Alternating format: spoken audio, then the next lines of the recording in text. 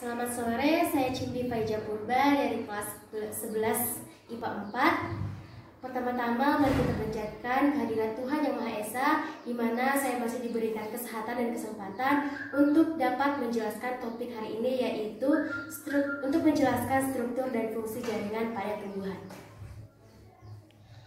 Oke, yang pertama yaitu jaringan meristem. Di sini terdapat gambarnya ya. Yang struktur yang pertama yaitu tunas apikal terdiri dari meristem apikal. Pada batang terdapat kambium vaskuler dan kambium meristem lateral. Pada akar terdapat meristem yang akan membentuk akar lateral. Meristem yang akan membentuk akar lateral yaitu meristem apikal akar. Jadi meristem apikal ini terdapat di ujung tunas dan di ujung akar. Di sini juga terdapat meristem apikal akar di dekat tudung akar. Ciri-ciri dari jaringan meristem yaitu yang pertama, bentuk dan ukuran selnya sama atau kubus. Yang kedua, dinding selnya tipis. Yang ketiga, selnya penuh dengan protoplasma. Yang keempat, isi sel tidak mengandung zat makanan.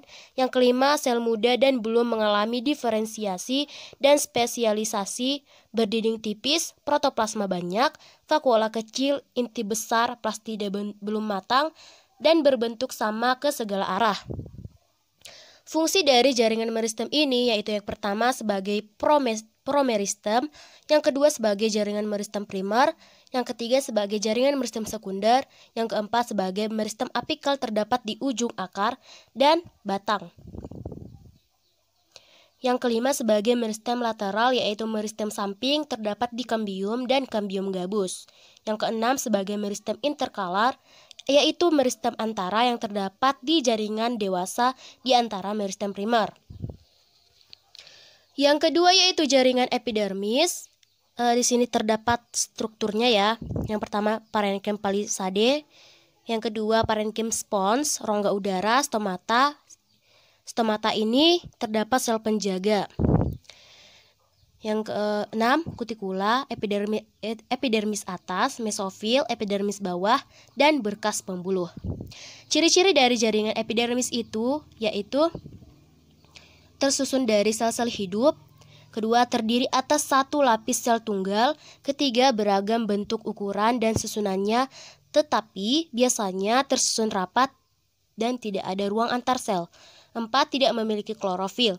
5. Dinding sel jaringan epidermis bagian luar yang berbatasan dengan udara mengalami penebalan. Sel jaringan epidermis bagian dalam yang berbatasan dengan jaringan lain, dinding selnya tetap tipis.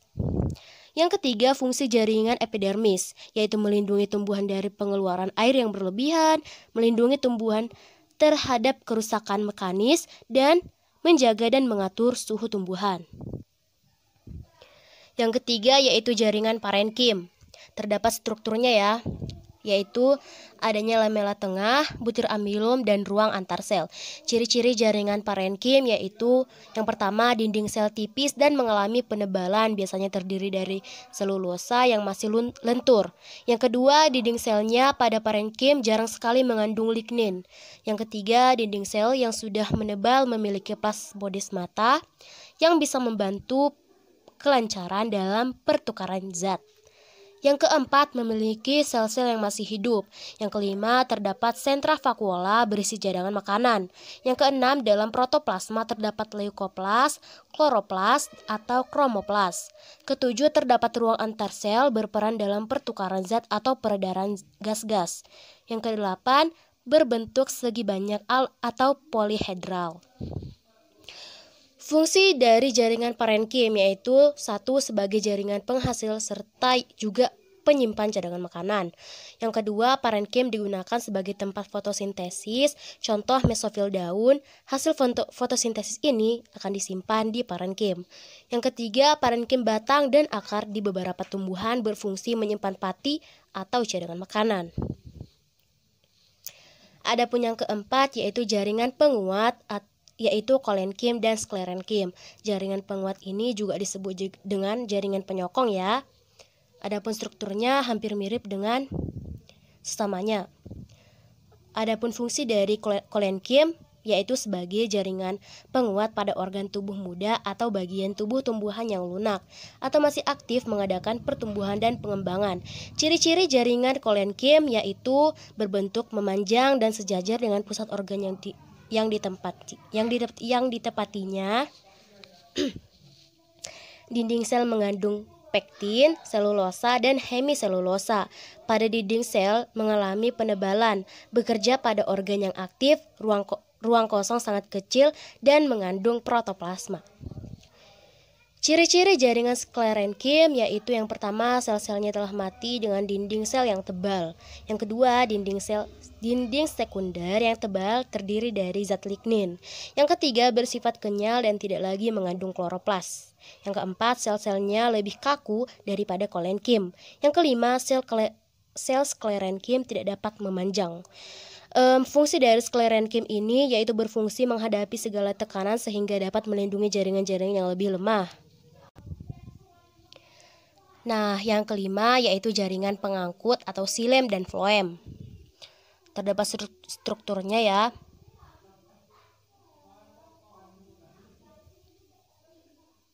Nah, yang pertama yaitu struktur xilem dan floem pada akar, dan yang kedua yaitu struktur xilem dan floem pada batang. Adapun ciri-ciri floem yaitu terdiri atas sel hidup dan mati, memiliki sel hidup yang tak berinti, memiliki dinding melintang serta berpori, tersusun atas sel tapis atau sel mati, sel pengiring atau sel hidup, parenkim, serabut, dan skleroid. Dinding terbuat dari lignin yang padat.